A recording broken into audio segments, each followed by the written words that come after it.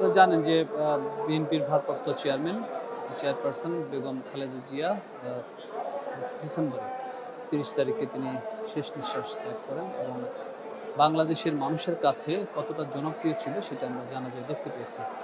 আজকে এখানে ৫ তারিখ জিয়ার মাজারে তাকে যেখানে সমাধি করা হয়েছে বেগম খালেদা জিয়াকে, সেখানে আমরা দেখছি যে হাজার হাজার নেতাকর্মী, মানুষ, সাধারণ মানুষ তারা এসে তাকে এখনো শ্রদ্ধা জানাচ্ছেন। একজন মানুষ কতটা জনপ্রিয় হলে সাধারণ মানুষ দিনের পর দিন এসে শ্রদ্ধা জানাতে পারে, সেটি এই জিয়ার মাজারে বা খালেদা জিয়ার যে সমাধি স্থলটি এখন রয়েছে, কবর দেওয়া হয়েছে, দাফন করা হয়েছে যেখানে, সেটি না দেখলে আসলে বোঝার উপায় নেই। আপনি যদি দেখেন এখনো বিভিন্ন দলের নেতা, বিভিন্ন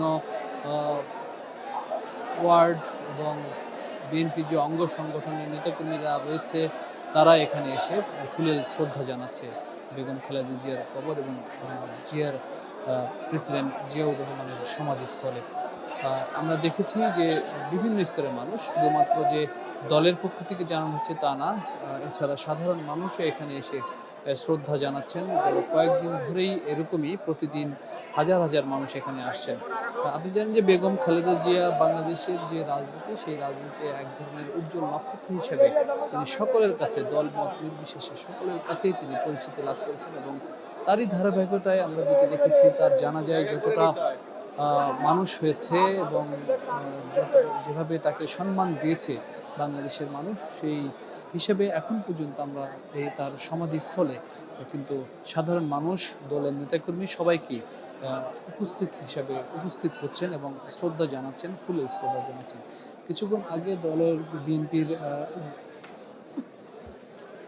নেতা শামসুজ্জামান দুদু তিনি এসেছিলেন, এখানে শ্রদ্ধা জানিয়েছেন এবং তিনি যেটি বলেছেন যে বাংলাদেশের যে রাজনীতি, সেই রাজনীতিতে বেগম খালেদা জিয়ার অবদান বাংলাদেশের মানুষ, দলের মানুষ সবাই মনে রাখবে এবং তার যে আদর্শ, সেই আদর্শকে সামনে রেখে বাংলাদেশের আগামী যে রাজনীতি, সেই রাজনীতি পরিচালিত হবে। পাশাপাশি তিনি এটি বলেছেন যে বেগম জিয়া যখন সুস্থ ছিলেন, সুস্থ অবস্থায় তিনি হাসপাতালে গিয়েছেন, হাসপাতাল থেকে তিনি অসুস্থ হয়ে বের হয়েছেন আওয়ামী লীগের দুঃশাসনের আমলে, এবং সেই সময় সেই হিসাবে তিনি বলেছেন যে বেগম খালেদা জিয়া যে মারা গেছেন, সেই জন্য আওয়ামী লীগও এই মৃত্যুর জন্য দায়ী। এবং পাশাপাশি এটি বলেছেন যে বাংলাদেশে যেভাবে নানা জায়গায় বিভিন্ন ধরনের অরাজকতা চলছে, সেই অরাজকতা মোকাবেলা করতে হলে সবাইকে ঐক্যবদ্ধ থাকতে হবে এবং সবাই যদি ঐক্যবদ্ধ থাকে তাহলে জাতীয় নির্বাচন কোনোভাবেই বাধা সৃষ্টি করতে পারবে না, এমনটি কিন্তু তিনি বলেছেন। এবং সাধারণ মানুষ আসলে এখানে জানার চেষ্টা করব, যারা এখানে এসেছেন, আমরা একটু তরুণদের কাছে জানতে চাই যে আসলে এই তরুণ বয়সে তারা এখানে কেন এসেছেন। সে নেত্রী হিসেবে খুব ভালো ছিল, আমার খুব পছন্দের মানুষ। যেটি বলছিল একজন তরুণ, যারা যেটি বলা হচ্ছিল যে তরুণ মানুষ, ভোটার যারা বা তরুণ যারা আগামীর প্রজন্ম, তারা খালেদা জিয়াকে কতটা পছন্দ করে সেটি কিন্তু এখানে একজনের মাধ্যমে আসলে আমরা জানতে পারলাম। তারা বললেন যে তার পছন্দের মানুষ ছিল, সেই জন্যই তিনি এখানে তাকে দেখতে এসেছেন। এরকম শত শত মানুষ যারা হয়তো সরাসরি রাজনীতির সাথে জড়িত না, কিন্তু কোনো না কোনোভাবে খালেদা জিয়াকে পছন্দ করে কিংবা বিএনপির রাজনীতিকে পছন্দ করে,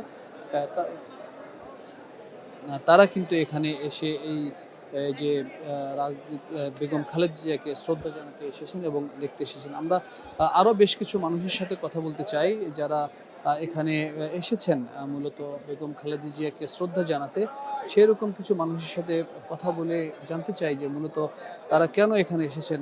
যে ভাই, একটু বলবেন যে এখানে আপনার আসার কারণ কি, কি উদ্দেশ্যে এখানে এসেছেন? আমরা ঢাকা 13 থেকে ববি হাজার স্যারের পক্ষ হয়ে আজকে ফুল প্রদান করার জন্য এবং দোয়া মাহফিল, মানে সূরা ফাতিহা এবং সূরা ইখলাস পাঠ করার জন্য আজকে এখানে এসেছি আর কি। এটাই আমাদের উদ্দেশ্য। বেগম খালেদা জিয়াকে শ্রদ্ধা জানাতে এখানে তারা এসেছেন এবং তার যে যেটি দোয়া পড়া এবং পাঠ করা, এই বিষয়গুলোকে করার জন্য এসেছেন। আমরা আরেকটু জানতে চাই, আসলে এখানে অনেক মানুষই আসছেন, তারা এখানে ঘুরতে এসে তাকে দেখতে আসছেন এবং তার কবরে এখানে শ্রদ্ধা জানাতে আসছেন। এমন নানা ধরনের, নানা পেশার মানুষ কিন্তু এখানে তারা দেখতে আসেন এবং ঘুরতে আসেন এবং সেই হিসেবে তারা এই মাজারটিতে এসে শ্রদ্ধা জানান।